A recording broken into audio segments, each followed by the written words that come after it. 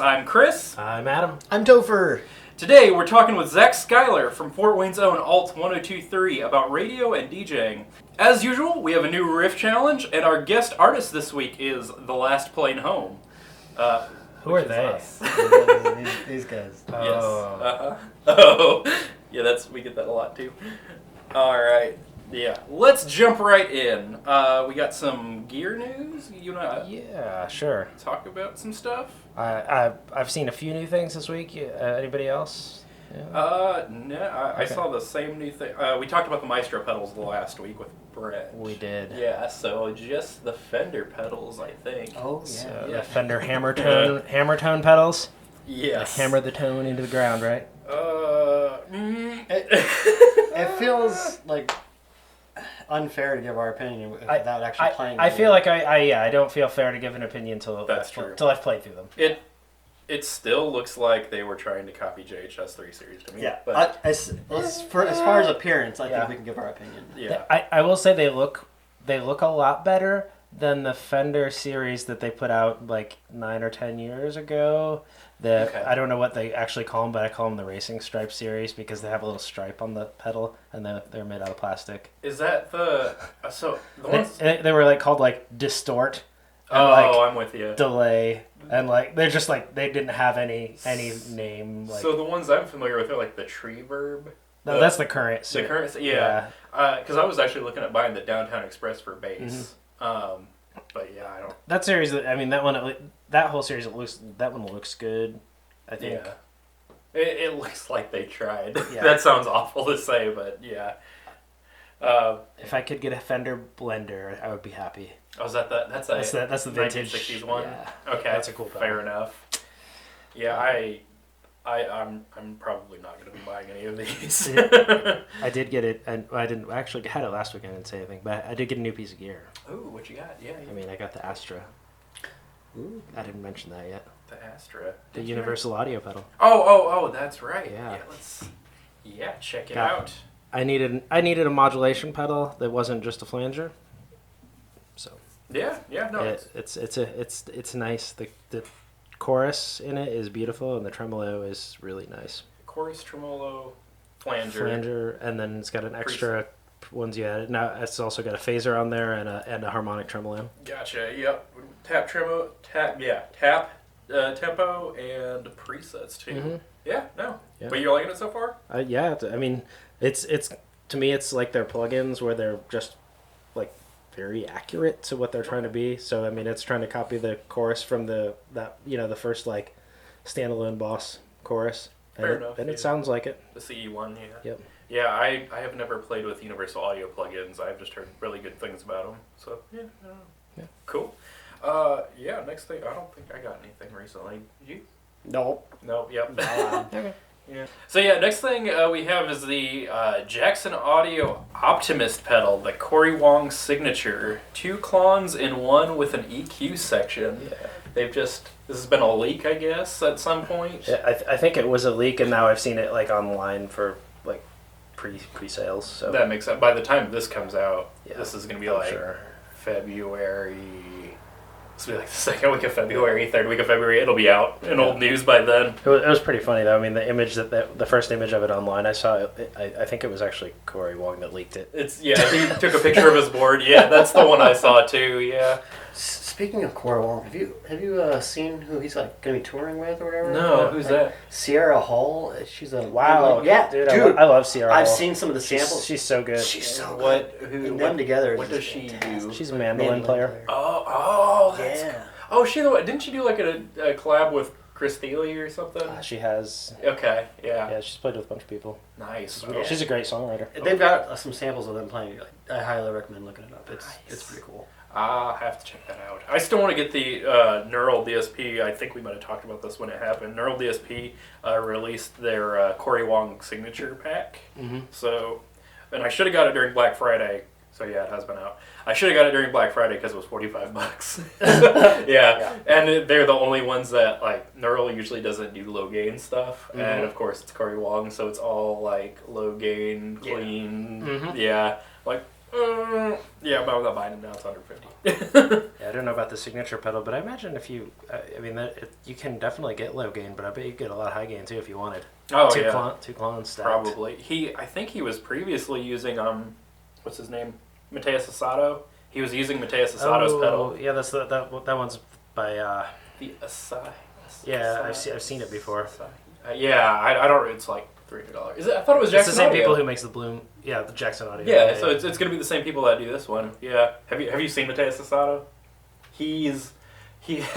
So he's this dude from from Brazil. He got famous on Instagram just because he was sitting there playing his little he's just a Fender Squier at the time when he started, and he went from 0 to super famous because he's that good of a guitar player. And the first one I saw him do, he was covering an all two-hand tapping version of Fireflies by Owl City. Okay. Yeah, it was awesome. Yeah, no, he's one to check out too. Anyway. So riff challenge, or you got anything else? I don't got nothing else. All right, so riff challenge. You want to introduce us, Adam? All right. Today's riff challenge to go with the close to Valentine's Day theme. Yes. Yes. This will be sometime near Valentine's Day airing. Yeah, this is called "My Funny Bloody Valentine." Oh Lord. After years of kerning in Vegas, Frank Sinatra has been driven into a deep depression. Tired of life as a human jukebox, he drunkenly stumbles into an underground club. As he trips down the stairs, he's caught in a web of dissonant, ambient-drenched chords. When the band realizes who it is, they immediately invite Frank up to take the stage. It's the only known show when Frank fronted My Bloody Valentine. And weirdly enough, it was Valentine's Day. Jesus. And Topher's I don't want to be a part of this anymore. Yeah, this doesn't really have... All right, heads or tails? Tails. All right, I go first. You're going first. Yep. All right, here we go. So... What you got? I have very little familiarity with My Bloody Valentine, just for the record. Mm-hmm. So we'll see how this goes. Honestly, same.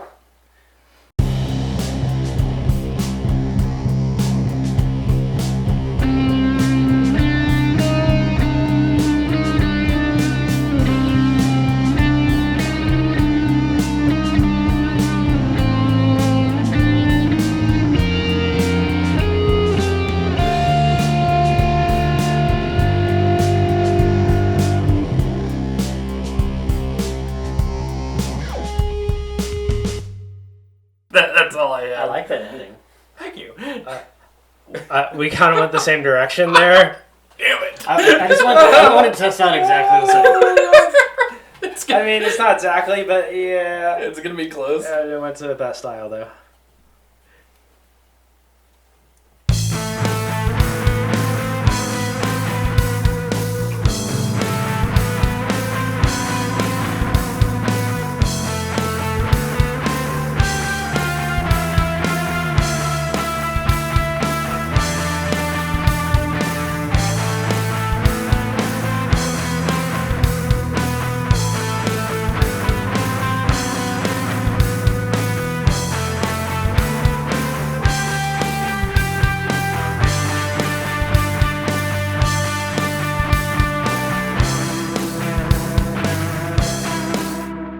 What's impressive to me, and individually, I don't think that either of these would be that impressive. What's impressive to me is how much on the same wavelength we were from that.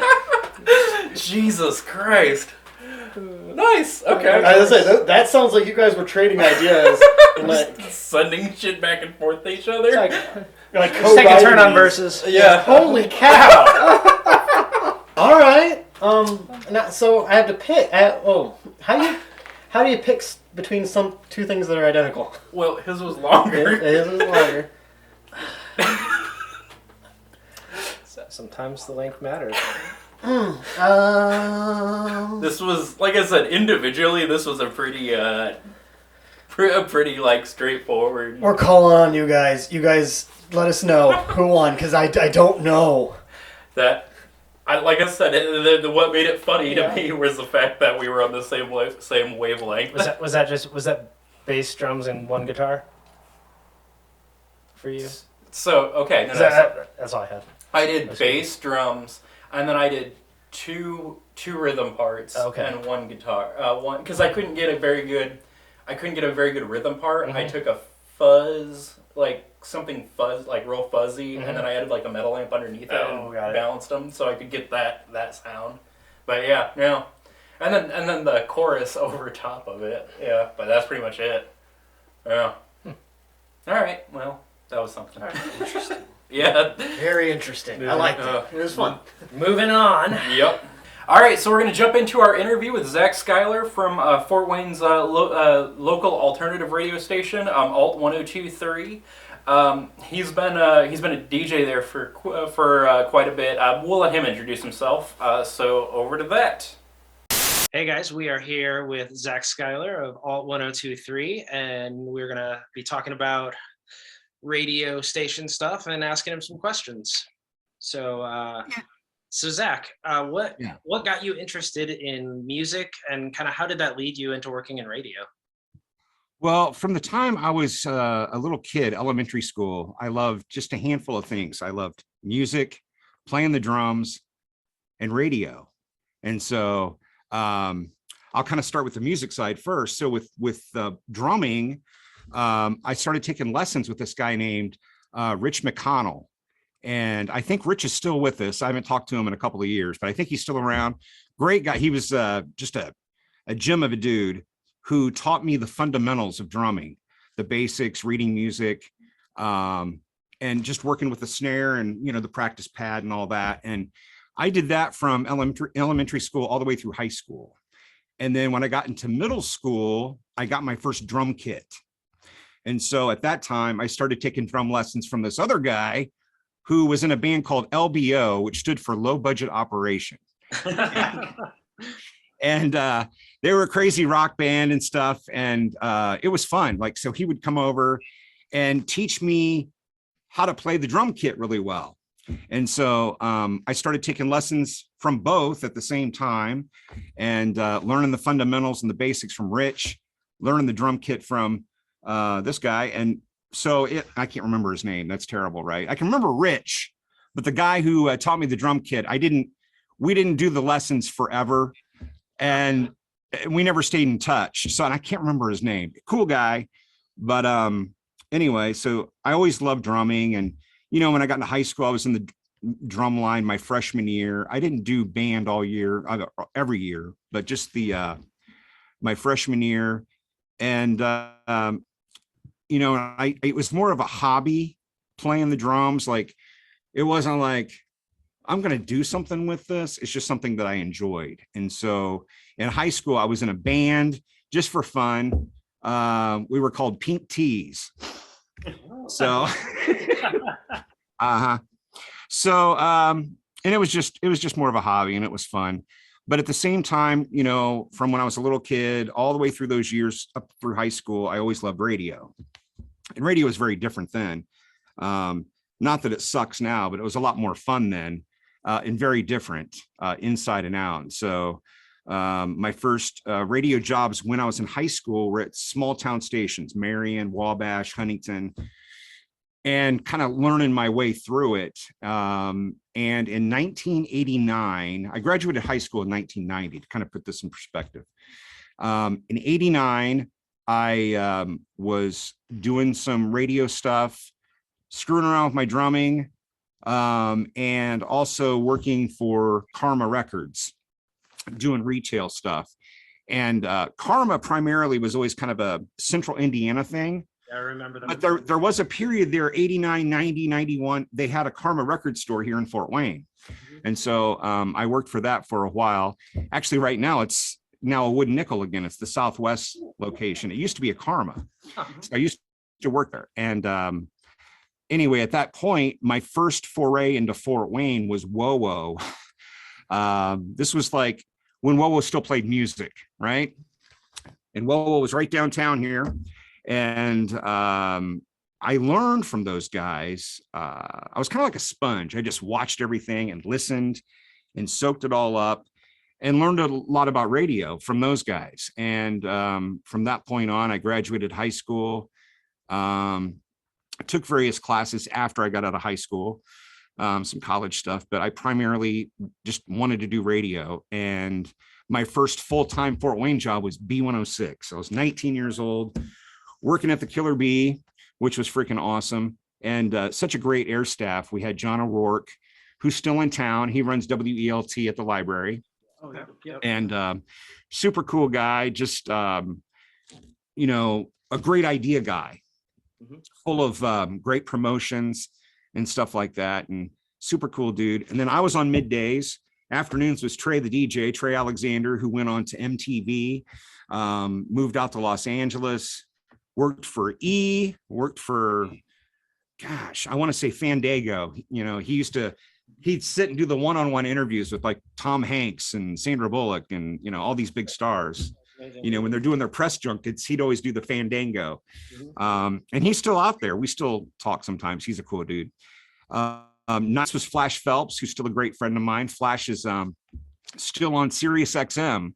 He works on the 60s channel. And Flash was the first employee for XM. This is before they merged with Sirius. So he was like, at the beginning of XM, he was like one of the first 5 people they hired. So, and Flash is super cool. Overnights was Tim Virgin, Timmy V. And Tim Virgin went to work in like DC and New York. He worked in LA. Like compared to all these other, I feel like a loser compared to these these other people who went on and did great things. But Tim worked at a lot of alternative stations. I think now he recently moved over to WLS FM, kind of a classic hit station. Okay. Yep. So from the B, I went to MEE the first time, and I loved MEE the first time. I worked there. I did oldies for many years. Then I went and moved to Orlando, Florida, which was nice. Working down there for several years for CBS. And after that, I went to Minneapolis. So I went from nice, warm, hot weather to freezing my ass off to that's a whole nother level of cold, man. Minneapolis. Woo. But worked there. And you know, I love being in the Twin Cities because such a rich history of music, the Replacements, Husker Du, Prince, you know, Soul Asylum, all these great artists that, you know, came out of there. So I loved working in the Twin Cities. I lived in St. Paul, and where I lived was right like within walking distance of the XL Center. So I'm a hockey fan, so I could go see the Wild, you know, that was always fun. And then from there, I came back to Indiana. This is kind of where I'm from, born and raised, born in Muncie, grew up around here. My dad got really sick, and so moved back. He's no longer with us, but, you know, and I've just kind of stayed, you know, kind of bounced around a little bit. I've been with this company here on 3 different occasions, Sarkis Tarzian, and they've got a group of stations. They've got Magic, Classic Hits, and Alt. And Alt's primarily the station that I work with now. And I love it. I'm on every day, 3 to 7. It's a good time. I think soon they might be moving me a bit. They might be expanding it. So that could be interesting coming up. So I know I got a little winded there, but that's kind of the short history. Yeah, no, that's okay. That's awesome. Yeah, it's perfect. I had no idea you had so many different experiences all over with this stuff. So that's pretty cool history. Yeah, I love it. So tell us, what does an average day look like for you at working at the radio?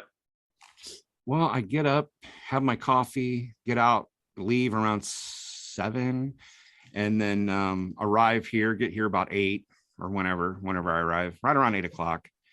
And I'm not the program director. One thing that's kind of interesting about Alt, little backstory.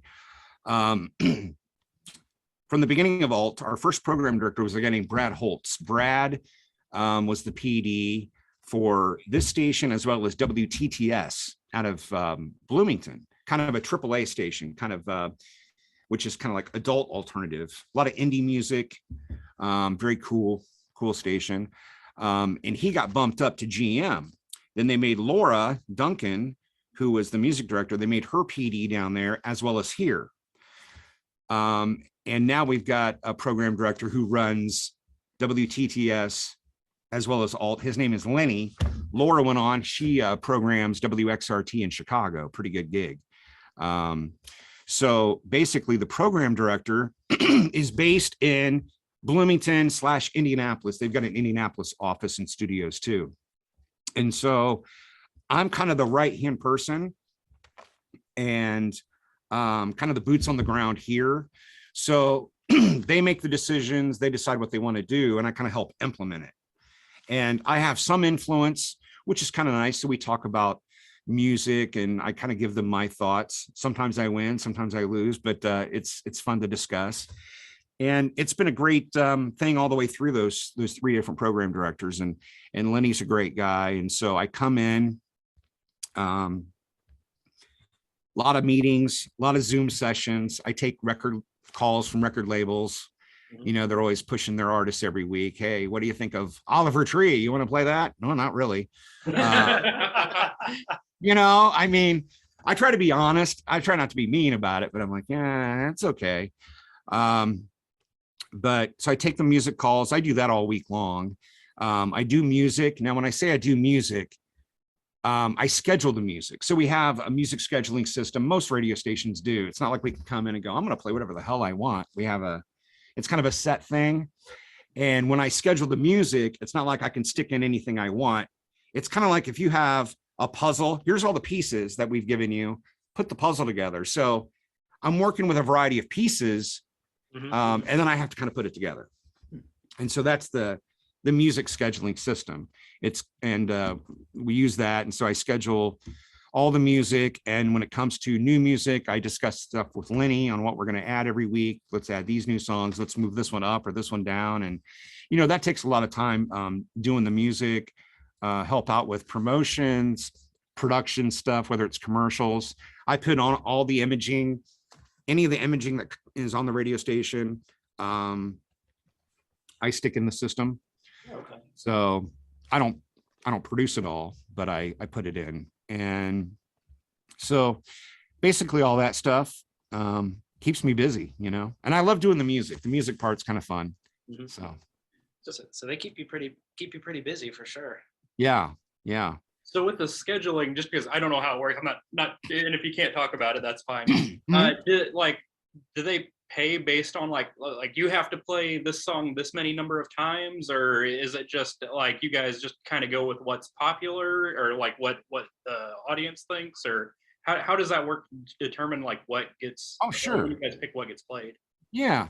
Well, we've got different categories. We have, you know, kind of like A's, B's, and C's. The A's would be like the powers. Those songs are the songs that you might love. They're very popular. The top songs we're playing.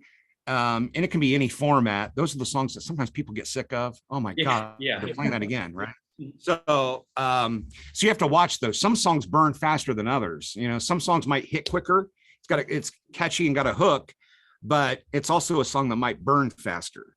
The catchier, I'll give you a good example. Do you remember a song years ago, Tub Thumpin', Chumbawamba, right? At first, people loved it. It was kind of a catchy song. But see, the way the song was so hooky, it'll burn your ass out quick. You're like, oh shit, I don't want to hear that song ever again. Those kind of songs you have to watch out for. They might hit fast, but you're going to pull them quicker, probably. Right. You should. So, so everything's broken down into powers. You have, kind of the mid-level and then kind of a C level. And you put a lot of the new stuff in B and C. Sometimes you have a category with new stuff you don't want to spin so much. You might want to play it at night. So that's a lighter category that might play, once or twice a day, if that. And then there's the gold categories. You've got your primary golds, which for us, although we play some alt pop, it's mostly alt rock stuff that we like.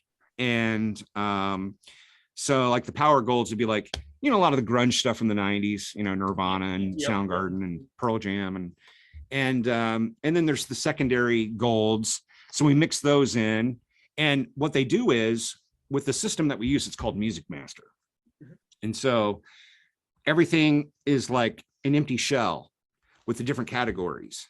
They filter in and then I massage it, meaning I go through and I'm like, well, that's not balanced very well. I need to take care of that. A lot of times I like to break down an hour and you look at every 15 minutes. So you don't want something that's like balls to the wall, kick ass, which might be great for some people. I mean, I like that, but you got to kind of level it off. You got to kind of mix it up a little bit, so it's a little more balanced. And so when I'm scheduling, I go through and I do that, and I move things around and kind of schedule it that way. And Chris, with what you were saying, how do we choose? There's different factors. With these calls we get from record people, they'll give us all the stats. Okay. Now, as a programmer or a music director, you might think, I prefer to look at, some people like data. Some people go with gut more. It's a variety of both. So they'll come and give you all the stats. Hey, we got this many streams on Spotify. This song is selling really well. They'll give all their stats and take your little notes. And you factor that in, you look and see, how's it doing in other places. Maybe there's other stations you like, and you monitor around the country and go, well, that station I like over there is doing pretty well with it. And you kind of factor all these things in together. Also, if you get any requests or people are responding to certain things, or, hey, I'd like to hear that song, that also leans into whether we want to play the new song or whatever. And so that's kind of a factor. And then Lenny and I get together and we talk about the music. I'll bring him my notes. Here's what I'm looking at. He'll bring me what he thinks, and we'll discuss stuff, and it works out really good. Like, I'll give you a good example. We, about 2 weeks ago or whatever, we're talking about music, and, sometimes we come together and we're like, we're both on this. We both love the same stuff, like, Jelly Roll or whatever, or, hey, let's play that new Turnstile, or whatever. And it works out really good. So, and what's exciting coming up, I can't be specific, but I've been on some Zooms lately where some heavyweights have got some major new music coming. I can't say who, and I'm sure by the time this airs, some of it will be out, but some really major artists have some new music coming, and I've got to hear some of it, and it's like really good. So that's good for us. That sounds like a pretty good job for getting to hear a lot of the cool stuff beforehand. Yeah, it's fun. It's fun. And, they're really careful about it, like, because they don't want it leaking out there. So it's not like they can send me the MP3 or the WAV file. They want you to come on a Zoom and they'll play it for you, because they don't want, they're very particular about it. So much so they don't want us to, like, we can't talk about who it is or what the title of the song is, but it's fun. There's some good stuff coming. Nice. Yeah. It's interesting, the idea of moving the songs around and putting them in place. It just made me think of writing set lists for shows, trying to figure out what order to put things in. So that's interesting. Well, I'm sure for you guys too, it's also when you're putting together an album, like, oh, how do we want this to flow? Yeah, right? What order on the album? Quiet songs in a row, or Yeah. What's your way of doing that? Do you mix it up depending on, is it more of what venue you're at? If you're live, like, this venue is kind of rowdy, or maybe I should play this instead, or how does that work? I don't know about these guys. I feel like I try not to put too many songs in the same key in a row, because it starts to, you can feel that in your ear after a while. And also just like tempo wise, some of it's the gut too. You look at the audience and kind of see what they're like in that venue, but yeah, you don't want to just do like 10 up tempo songs in a row if everybody's pretty chill. Right. Yeah. The light hits of James Taylor at O's or something. Right. Right. Yeah. Depends on like how long my set is, like, and the venue. Yeah. If am I gonna come out swinging with something like heavy and energetic, or am I gonna kind of ease into the night and build my energy as I go? Yeah. It's probably a mixture of stuff depending on where you're at. Yeah. So I'm curious, Zach. Looking at a lot of like mainstream stations, or larger stations, they don't tend to feature local music very often. That's not a thing you see everywhere. Could you tell us kind of how the Homegrown Spotlight came about? Like how you guys started doing, like, featuring local bands? Oh yeah. Well, not to pat myself on the back, but I'm so happy. I kind of made it. But toot, I made it happen, right? So our first program director, Brad, I said to him, I go, you know what? I'm telling you, Fort Wayne has like the greatest music scene, great artists. There's so many. It's not like, I mean, there's cities bigger than Fort Wayne that don't have the talent we have. It's amazing the talent we have. And I said, and he's like, well, why is that? And I said, well, there's probably many reasons why. One reason is I think because Sweetwater's here, a lot of people come from all over the country to work at Sweetwater. And all these people are musicians. What do they want to do in their spare time? They want to jam. And so they start getting into bands and they're all fucking good. You know, they're all great. And I said, you know, we need to spotlight these local bands. We need to do something. And my original idea for Homegrown was, you know, like an hour a week on like a Sunday or something. Well, sometimes you have to be able to compromise with management. And they were like, well, I don't know about an hour. And so we worked it out and they're like, well, how about it's a feature, do it a couple times a week, play a song, and then get a little bit of audio from the artist talking about their music, even if it's quick. And, you know, I've tried to make it longer. I'd like to make the feature a little longer, but, you know, they want to keep it kind of, at least, hey, it's baby steps. I'm happy with what we get. Absolutely. Take what you And so it's a nice place to feature local music. And, you know, a lot of stations, I think, are afraid to do it because in their minds, well, nobody knows it. And that always pisses me off because everything at one point, nobody knew. Yeah. Mhm. Everything. Absolutely. And I think here, I think there's a great audience for local music. And a lot of these artists, you guys know, because you guys have a great fan base. So people are into it, you know, and they're very loyal.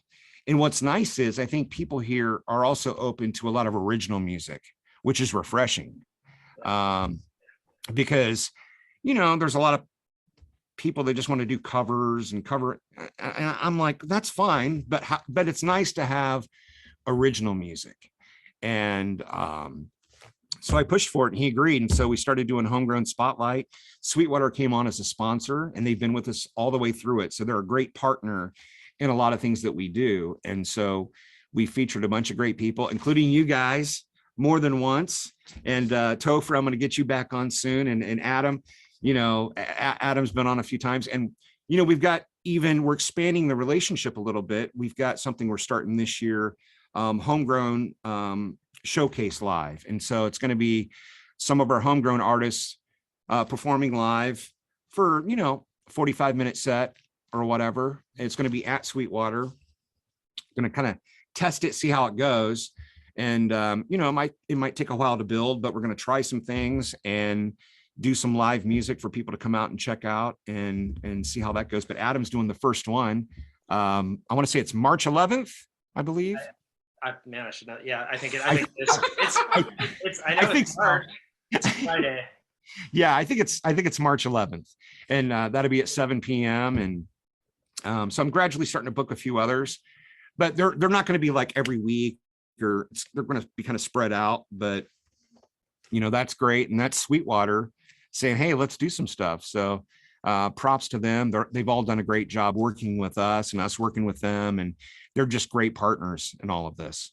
So I just want to say thank you on, you know, behalf of the local scene for helping support that. Oh, yeah. That's a huge Man, I love it. And, you know, I have to say, there's a lot of great people in this town, I think, that really do a great job supporting local music. And I love everybody that does it, including, like, you know, you look at Julia Meek, even Meet the Music. She's wonderful. You know, I wish we had 10 more people like Julia, or I wish we had more people like us that do I mean, the more the merrier, right? I think it's good that we're all willing to help out and try to help out the scene and make it grow and show people who may not be familiar with everything, hey, this is right here, go check it out, you know? All right, I think I just have a couple more questions for you. They're just kind of fun ones. Okay. So what, for you personally, what if you had to pick your 3 favorite artists of all time? Shit. What would you go with? I went with 3 because 1 is impossible. Oh yeah. You know, it's tough because I love so much. I love so much music and so many. I'm a rock and roll guy at heart. Give me some guitar and bass and drums and great vocals. I mean, and I'm set, right? That's tough. And I love a lot of music now. However, a lot of the music I love is probably from even before my time. Like, I've gone way back and I'm into, like, this might shock some people, but I love Sam Cooke. just his vocals. Such a good singer. Yeah. Yeah, I mean that's way before my time, but I think he's excellent. I love the British Invasion. So as much as I love the Beatles, I got to go with the Kinks. Okay, nice. Okay, let's go to the garage, man. It's the Kinks. So Sam Cooke, the Kinks. Let's see, a band I love so much. A lot of people aren't real familiar with them, but there's two that pop into my mind here. Which do I go with? I'm gonna go with Big Star, from the 70s, who should have been huge. They were on Stax. They're a band from Memphis, led by Alex Chilton, had great songs. And at the time of their first album, #1 record, there were some issues with with the label and like distribution. And it kind of screwed them from that point on. And it just but I love their music and their songs. They never really went big in a mainstream way, but I think that there's a lot of people that who follow them love Big Star. If I were to pick a fourth, I'd say the Replacements. Okay. But, Yep. Those were kind of my favorites. I'm gonna have to check out Big Star now. Yeah. That's the only one I'm not. Yeah. You'll love them, Adam. They're great. All right, I got one more question for you. Okay. And then if do you guys want to He's got one, yeah. He has one. Yeah. You want to go? No, you finish your Okay. crap. Are you, Zach? Are you still playing the drums? Yes, I am. Yes. Yes. Yeah, I love it, man. It's like it's in my blood. I started out one of my first kit that I talked about earlier was as a 9-piece Tama. It was maroon, really sweet. And now I have a black Tama. So, and it's like 10-piece. It's great. So, I want to add more cymbals, So I'd love to have I'd love to do the double bass sometime. I've played a double bass, but I've never owned that. So I'm a geek about this shit. I love the drums. I was going to invite you to come and jam with us, but I don't know if I can fit your drum kit in my living room. Oh, I would love to. That would be fun. We should do that.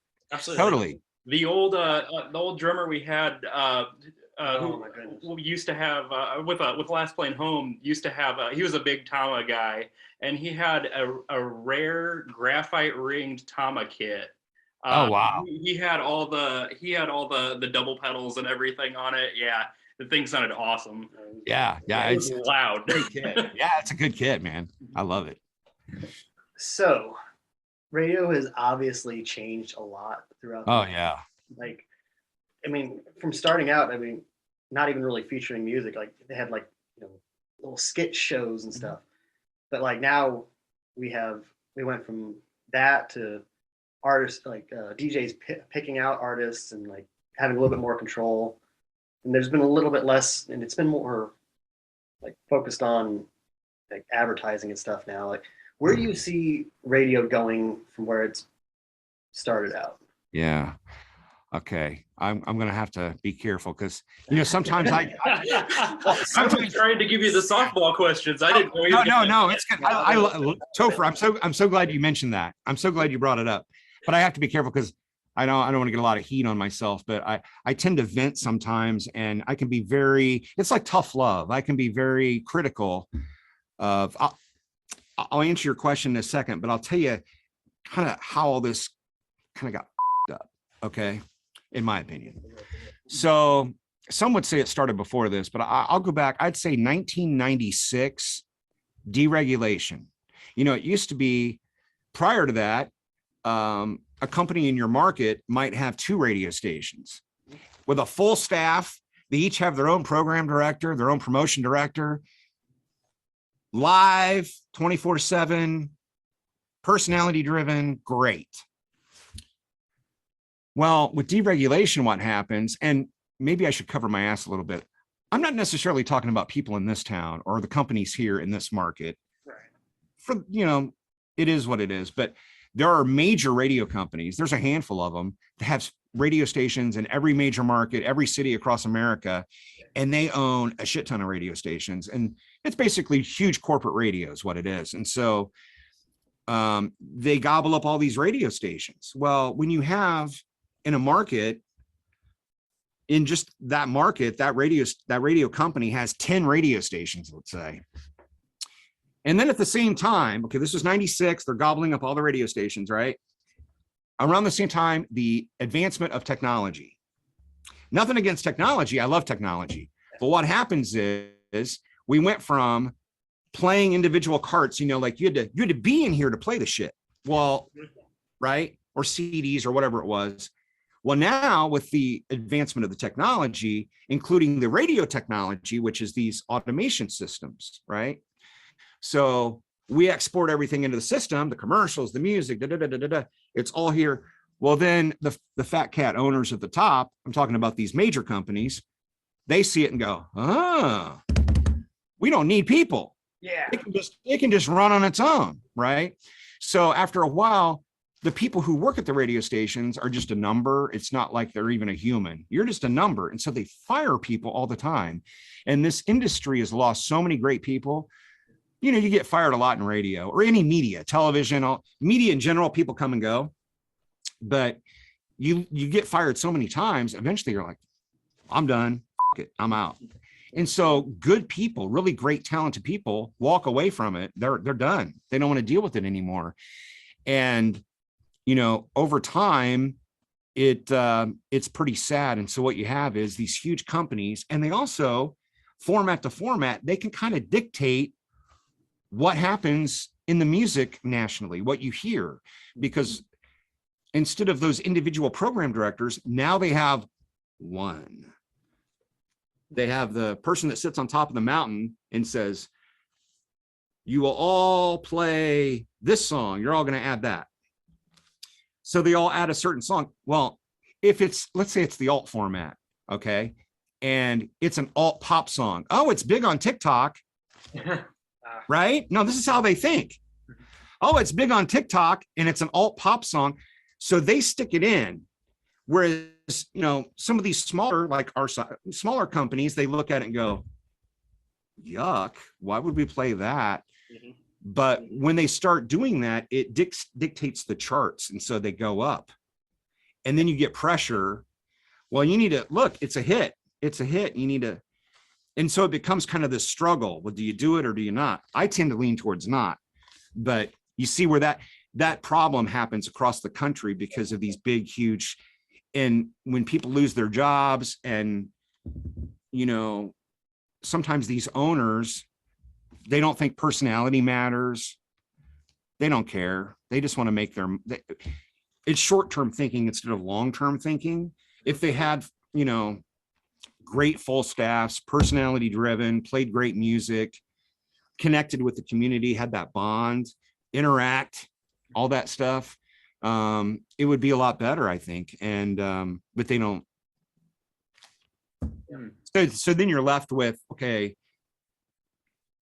I don't like how it's going, but I love what I do. I love radio. And so I have to work with what I have to work with. Yeah. So I'm going to make it the best that I can with what I have. And so when they fire all these people across the country at all these radio stations, what happens then is there's only a few people left and they're doing like 10 jobs. You're going to do this and you're going to do that. Hey, we're going to make you this. What do you think of that? Are you going to pay me more? Oh, you know, that kind of.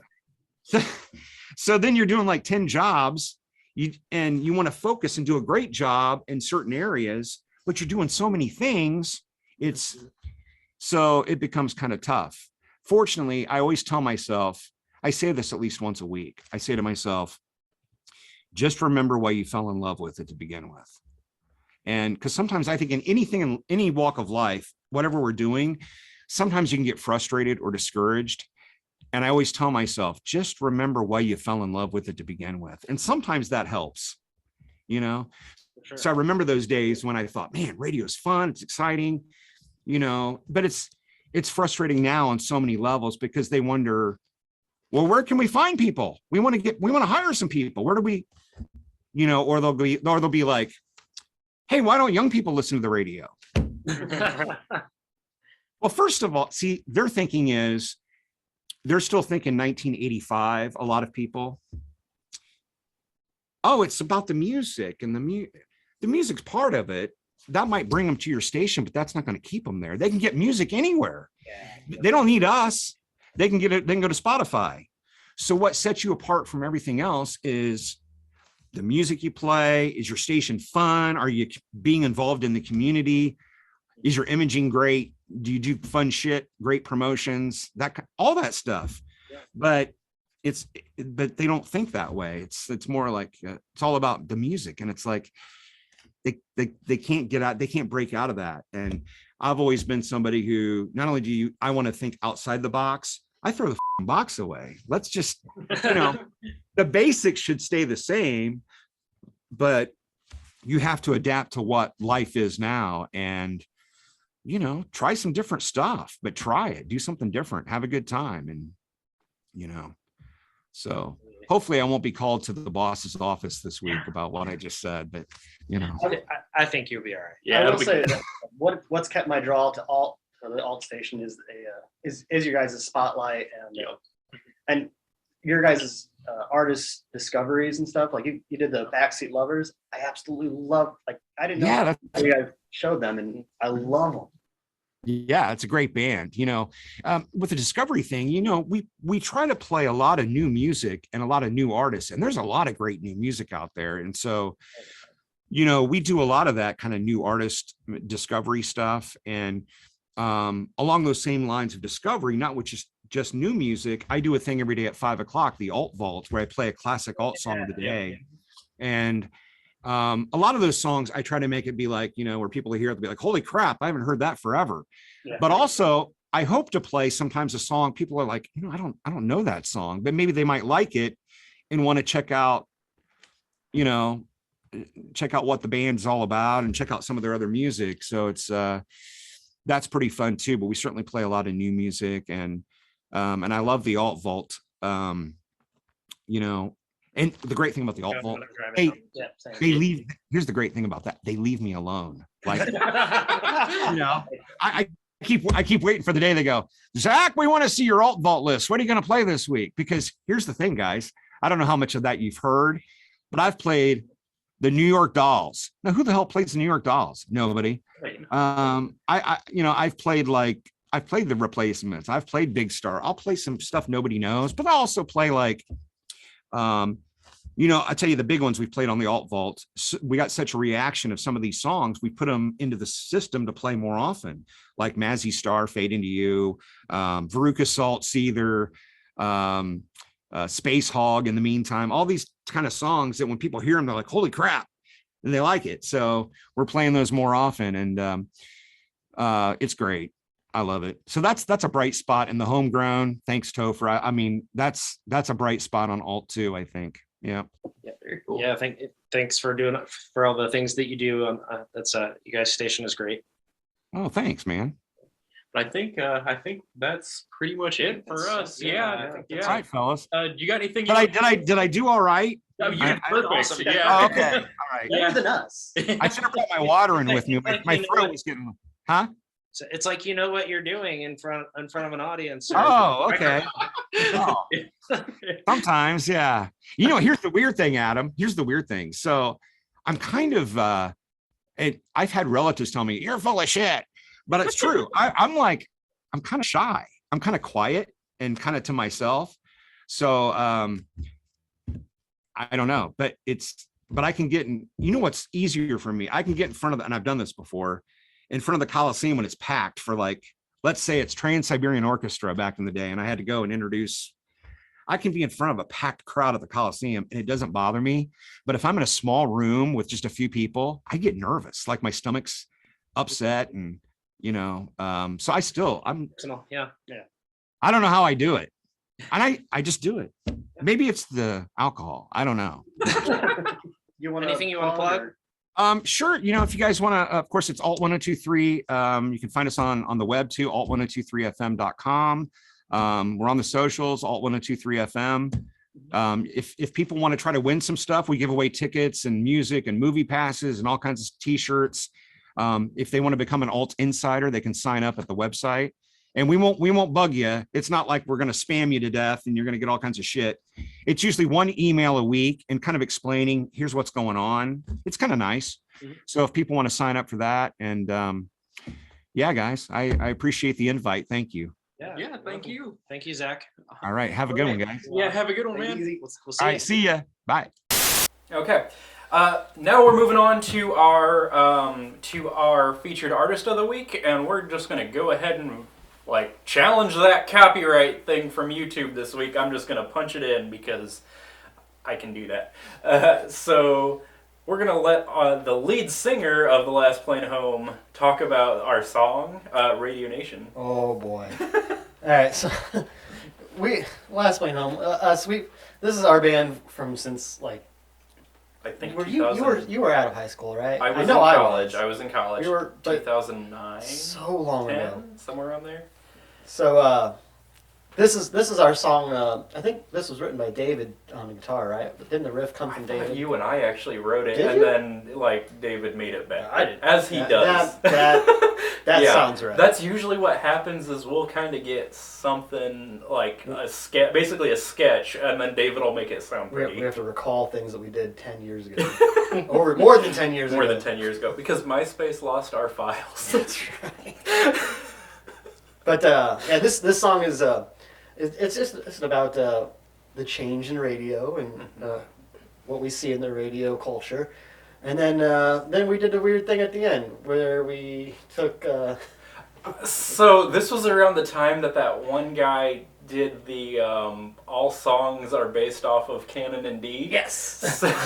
So not only did we take 3-chord pop punk, and then we took that idea and just Smash them together. yeah, and not in a subtle way either, No, by any sense of the imagination. We just took your face and just rubbed it in. Yeah. You like that? But that said, I don't It's think catchy.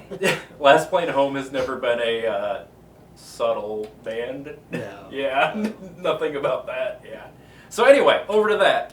All right. So next week's topic will be on. We had a request to do pedal order, talk about pedal order. So that's going to be what we're doing next week. So tune in for that. Just a reminder: if you're on YouTube, like and subscribe. If you're on any other platform, leave a comment, all that fun stuff. And we now have a Patreon that is up. Topher is going to show off some fun things. I did this. I made this. Yeah.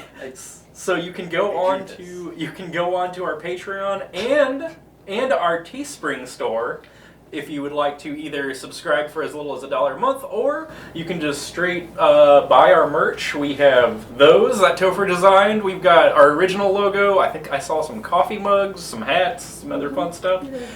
So jump over to that. Other than that, that's about it. Thank you for joining us on Woodwire and Watts. Until next time, tune up. Crank the volume. And let it rip. Radio Nation, here we go.